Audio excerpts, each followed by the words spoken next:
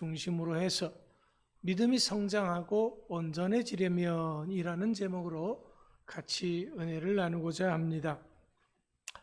자, 우리가 가진 신앙은요, 이해와 납득의 대상물이 결코 아닙니다.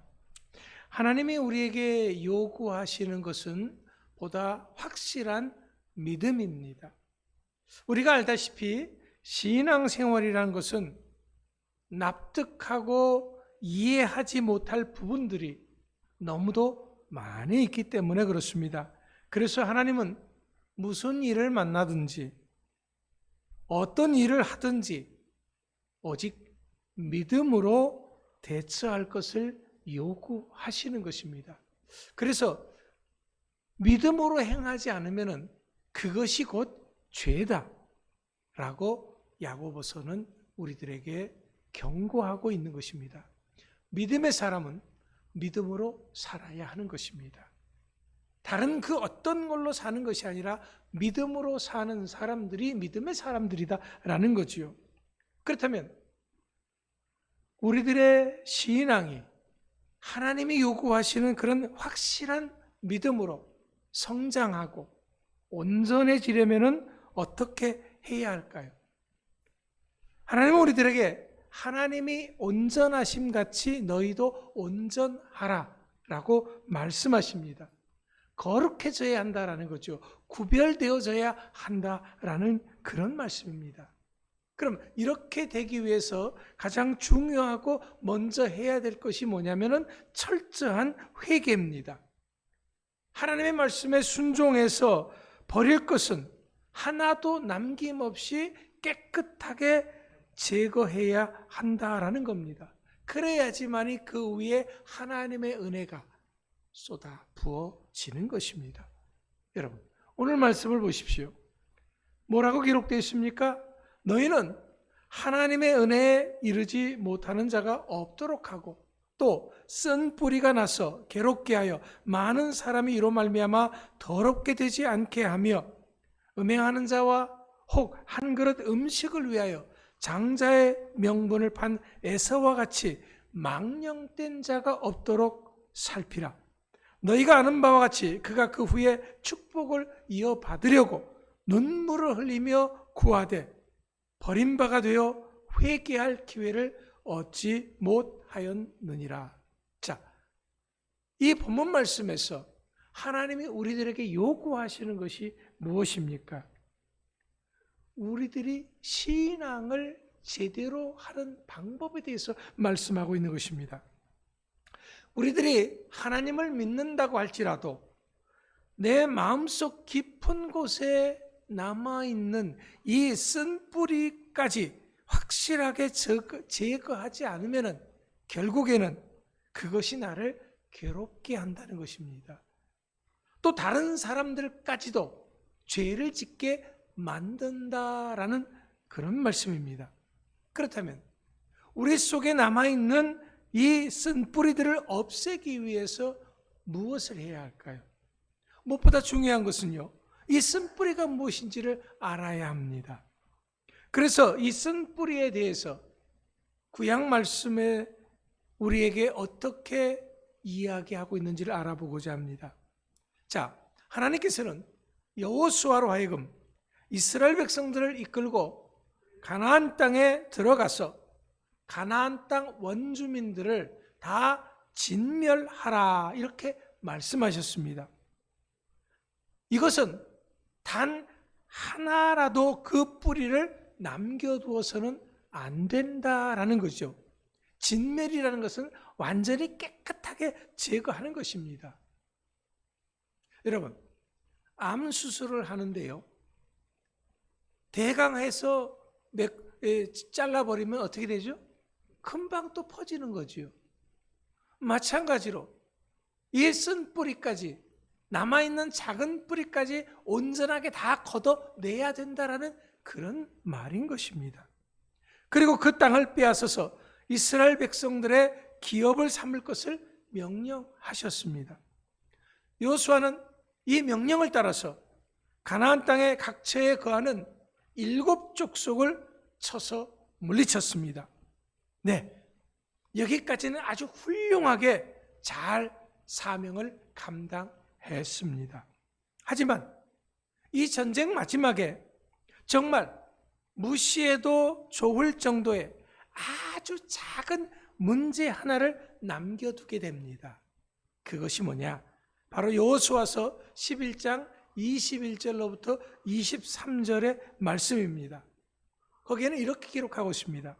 그때 여호수아가 가서 산지와 헤브론과 드빌과 아납과 유다 온 산지와 이스라엘의 온 산지에서 아낙 사람들을 멸절하고 또 그가 또 그들의 성읍들을 진멸하여 바쳤으므로 이스라엘 자손의 땅에는 아낙 사람들이 하나도 남지 아니하였고 가사와 가드 아스도데만 남았더라.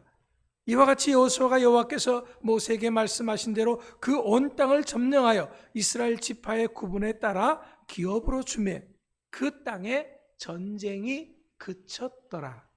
자, 이 말씀을 좀 더 세밀하게 더듬어 살펴봅니다. 이스라엘 사람들이 가나안 땅의 대부분을 점령했습니다. 거기 살고 있는 아낙 자손까지도 다 없앴습니다. 그런데 가사와 가드, 아스돗에만 이렇게 세 성읍만 남겨두었다라고 말씀하고 있습니다. 문제는 지금 이들이 남겨둔 이 세 성읍의 사람들이 아낙 자손이다라는 거예요. 여러분, 성경에서 이 아낙 자손은 어떤 사람들이라고 말하고 있냐면 거인족입니다. 아주 키가 큰 그런 사람들이죠. 우리가 잘 아는 거, 다윗이 어떤 장수를 물리쳐 이겼죠? 골리앗이죠. 이 골리앗이 바로 아낙 자손의 후손인 겁니다. 비록 작은 성읍 셋이지만은 그곳에는 거인족들이 살고 있었습니다.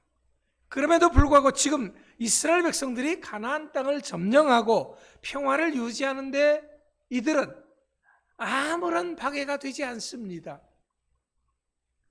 하지만 이것은 그냥 넘어갈 수 없는 아주 중요한 문제가 됩니다. 무엇보다도 하나님께서 이스라엘 백성들에게 이렇게 요구하시는 것이 아니었기 때문에 그렇습니다. 왜냐하면 하나님께서는 이들을 남겨두었을 때 앞으로 어떤 문제가 발생할 것인가 하는 것을 너무나도 잘 알고 계시기 때문에 그렇습니다. 그래서 진멸하라. 그 뿌리까지 완전히 깨끗하게 없애야 한다라는 것입니다. 절대로 그 뿌리를 남겨둬서는 안 된다는 것입니다. 그런데 지금 이들은 그렇게 하지 않았습니다. 그리고서 다 했다라고 손을 놓은 것입니다. 여러분, 그럼 나중에 어떤 문제가 발생합니까? 그 한 예를 들어봅니다. 사사기 16장 1절 말씀에 보면은 삼손이 가사에 가서 거기서 한 기생을 보고 그에게로 들어갔더니 그랬습니다. 삼손이 찾았던 이 가사는 바로 블레셋의 여러 도시들 중에 하나입니다. 그런데 삼손이 그곳에서 이방 여인인 들릴라를 만나게 됩니다. 지금까지 아무도 대적하지 못했던 천하장사 삼손은 마침내 이 가사에서 잡히게 됩니다. 여기 이 가사에서 하나님의 사람 삼손이 머리를 깎이고 눈이 뽑히고 감옥에 갇혀 있다가 비참한 최후를 맞이하게 된다는 것입니다. 이런 유서 깊은 땅이 바로 가사입니다. 만약 여호수아가 당대의 이 가사에 대해서 저 성을 취하라 명령만 내렸다면 후대에 와서 삼손이 필요하지 않았을지도 모릅니다. 또 삼손마저 이렇게 비참하게 몰락하는 불행한 일도 없었을 것입니다. 믿음의 사람 여호수아가 가사와 가드, 아스돗 이 세 성읍을 남겨놓았을 때는 분명 아주 작고 전혀 신경 쓸 것 없는 사소한 문제였기 때문에 버리듯이 남겨둔 것입니다. 하지만 그것이 자라고 또 자라서 마침내 이스라엘을 떨게 만든 것입니다. 이스라엘의 가장 강력한 일꾼 삼손마저도 무너뜨리는 자리에까지 성장한 것입니다. 여기에 이 사실이 사실 우리들을 두렵게 하는 것입니다. 이것은요, 지금 우리가 할 수 있는 일을 안 함으로 나중에 어떤 보복을 당할 것인가에 대해서 두려워하고 긴장해야 된다고 하는 것을 가르쳐주고 있는 것입니다. 제가 토요일마다 여러분들에게 카톡을 통해서 설교 원문을 올리고 사막의 생수도 올리고 제발 한 번만이라도 좀 읽고 예배 참석하라고 부탁을 드립니다. 제가 여러분들에게 드린 그 부탁을 얼마나 성실하게 여러분들이 지켜주시는지는 저는 모르겠습니다. 대부분이 제가 알기로는 읽지 않더라고요. 그냥 보고 넘어가는 것이지 끝까지 읽질 않습니다. 사막의 생수에 무엇이 써 있는지도 모릅니다. 거기에는 분명히 지금 하지 않으면 안 될 일이 어떤 일인가에 대해서 기록을 했습니다. 우리가 지금 안 해도 아무렇지도 않게 넘어가는 일들이요, 나중에는 어떠한 일들이 벌어지는가 하는 것을 좀 생각해 보라라는 겁니다. 우리가 예수 믿는다고 하는 것은요, 나의 일생을 주님께 바친다는 것입니다. 예수 믿는다는 것은 나와 내 가정의 축복을 위한 것이라기보다는 하나님의 일에 나를 사용하여 주시옵소서라고 하는 헌신의 결단입니다. 축복을 주시면 감사하고 어려움 중에도 감사하는 삶을 살겠습니다라고 하는 고백인 것입니다. 하지만 우리 믿음의 사람들이 이런 헌신의 결단을 하지 않는다면 지금 우리들의 신앙생활을 아무리 잘해도 우리들의 삶 가운데 가사가 남고 가드가 남고 아스돗을 남겨놓는 일이 된다라고 하는 것을 알아야 합니다. 왜냐하면 우리가 우리 속에 뿌리채 뽑아내지 못한 세상을 향한 그 유혹의 찌꺼기들이 남아있는 것이기 때문에 그렇습니다. 분명히 하나님께서는 가나안 땅에 이방 족속들을 남겨두지 말라, 모두 진멸하라 라고 말씀했습니다. 하지만 그럼에도 불구하고 여호수아가 가사와 가드, 아스돗 이 세 성읍을 남겨둔 것은 무엇 때문입니까? 물론 이 세 성읍이 그 당시에 남겨져 있다고 할지라도 이스라엘 백성들이 평화롭게 사는데 아무런 지장을 주지 않습니다. 그런데 이 세 성읍을 남겨놓은 이유에 대해서 하나님께서는 이들이 하나님보다는 세상을 더 좋아했기 때문이다라고 말합니다. 하나님이 하신 말씀을 아무렇지도 않게 생각했기 때문이다라는 것이죠. 그래서 본문 16절의 말씀과 같이 에서가 장자의 명분을 한 그릇 음식을 위하여 팔게 된 것도 하나님이 주신 장자의 명분을 아무렇지도 않게 생각했기 때문입니다. 에서는 뒤에 이것의 소중함을 깨닫고 눈물을 흘리면서 다시 찾으려고 했지만은 돌이킬 수 없는 지경이 되고 말았던 것입니다. 나중에 이스라엘 백성들이 블레셋에게, 모압에게, 암몬에게, 아말렉에게, 모든 인근 국가들에게 그들이 얼마나 지독스럽게 고통을 당했습니까? 시달렸습니까? 이것은 적들이 강해서가 아닙니다. 이스라엘이 몰아내지 못한 세상 것들이 그들에게 올무가 된 것입니다. 이스라엘이 뽑아내지 못한 그 쓴뿌리들이 가시가 된 것입니다. 그래서 그들을 그렇게 지독하게 괴롭혔던 것입니다. 이제 이런 현상을 좀 더 구체적으로 우리의 삶의 현장에서 살펴봅시다. 지금 우리의 자녀들이 하나님을 믿지 않는 것이 그렇게 큰 문제가 되지 않습니다. 믿지 않아도 부모에게 잘 하거든요. 믿지 않는다고 해서 그들이 살아가는데 아무 지장이 없거든요. 우리가 살아가는데도 아무 지장이 없습니다. 하지만 자녀들의 가슴 속에 신앙을 심지 않으면 나중에는 부모를 등지게 되고 극심한 고통을 주는 자가 된다고 하는 것이 오늘 성경 말씀의 지적입니다. 지금 내 삶이 어렵고 힘들고 바쁘다고 주일 성수 안 할 수 있습니다. 예배 안 드리는 것, 이거 대수롭지 않게 생각할 수 있습니다. 11조 하는 거 미룰 수 있습니다. 이런 모든 일들이 당장에는 큰 문제가 되지 않으니까 충분히 그럴 수 있습니다. 하지만 결국에는 그것이 올무가 되어서 나로 하여금 불신앙의 나락으로 떨어지게 만든다는 것입니다. 나중에 눈물을 흘리며 후회해도 돌이킬 수 없게 만든다고 하는 것입니다.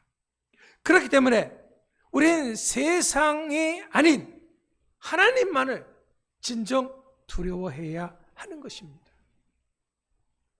하나님을 두려워하는 남편과 아내로, 자식으로, 성도로 살아야 하는 것입니다. 왜냐하면 지금 우리들이 남겨둔 이 죄악의 쓴뿌리에서 고통과 괴로움이 무럭무럭 잘도 자라나고 있기 때문에 그렇습니다. 이런 것들이 우리들을 언제든지 쓰러뜨리기 위해서 준비하고 있는 상황입니다. 그렇기 때문에 베드로 사도는 이런 상황을 악한 사탄 마귀가 우는 사자같이 두루다니며 삼킬 자를 찾는 그런 상황이라고 말하고 있는 것입니다. 여러분, 우리들의 싸움은 영적 싸움입니다. 이것은 나타난 외형의 크기로, 힘의 크기로 이기는 싸움이 아닙니다. 이 영적 전쟁은 하나님 앞에 순종해서 뽑아버려야 할 죄악의 쓴 뿌리와의 싸움인 것을 알아야 합니다. 하나님은 계속해서 이것을 우리들에게 강조하고 계시는 것입니다. 그런데 이 싸움은 하나님께서 요구하시는 온전한 순종에서부터 시작됩니다.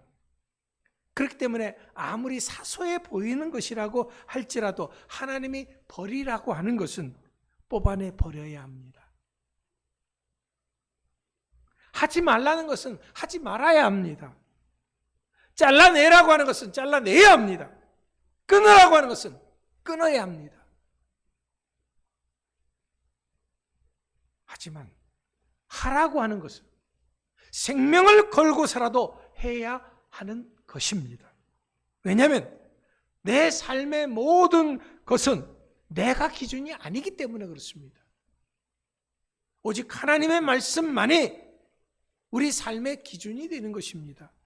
그렇기 때문에 내 생각이 아닌 하나님의 말씀대로 하는 이것이 온전한 순종입니다. 물론 우리가 살다 보면은 뽑아내고 자르고 끊는데 실패할 수 있습니다. 그러면 그것이 지금 내가 상상도 할 수 없을 만큼 큰 문제로 나타날 수도 있다라는 겁니다. 여러분, 하지만 아무리 그렇다고 할지라도 그것을 우리는 두려워할 필요는 없습니다.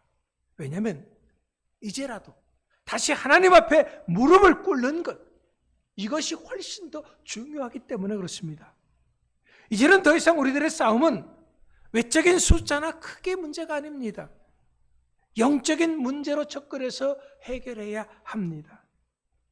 내 삶 속에 생기는 황당한 사건, 내가 해결하고 나가야 하는 눈물 나는 사건이 문제가 아닙니다. 왜 이런 일이 생겼지? 당황하고, 왜 내가 이렇게 고통을 당해야지? 원망할 것이 아닙니다. 그 사건을 만나게 된 것은 내가 문제인 것을 알아야 합니다.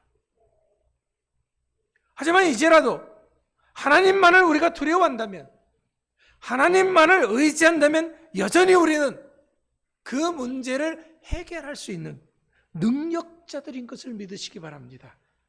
왜냐하면 우리는 빌립보서 4장 13절의 말씀과 같이 내게 능력 주시는 자 안에서 모든 것을 할 수 있는 자들이기 때문에 그렇습니다. 사랑하는 성도 여러분, 다시 한번 말씀드립니다. 우리들의 믿음이 성장하고 온전해지려면 남겨두어서는 안 되는 것들은 반드시 제거해야 됩니다. 내 마음에, 내 삶의 쓴뿌리들은 반드시 그 뿌리의 근원까지 남김없이 뽑아내서 없애버려야 합니다. 다시는 그런 것들이 내 삶 속에서 힘을 쓰지 못하도록 깨끗하게 제거해야 합니다. 그리고 주님께서 하라고 하는 것은 목숨을 걸고서라도 해야 하는 것입니다. 그렇다면 이제 우리는 더 이상 인간적인 방법으로 살아서는 안 됩니다. 이제 더 이상 인간적인 생각이 앞서서 살아서도 안 됩니다. 이제는 오직 하나님이 주시는 방법으로만 사는 여러분들 되시기 바랍니다. 오직 하나님의 말씀에 죽도록 충성하고 순종하는 모두가 되시기를 축원합니다. 이렇게 함으로 이제부터는 성숙한 신앙인들이 되고 멋진 승리의 삶을 사는 모두가 될 수 있기를 간절히 축원합니다. 기도하겠습니다.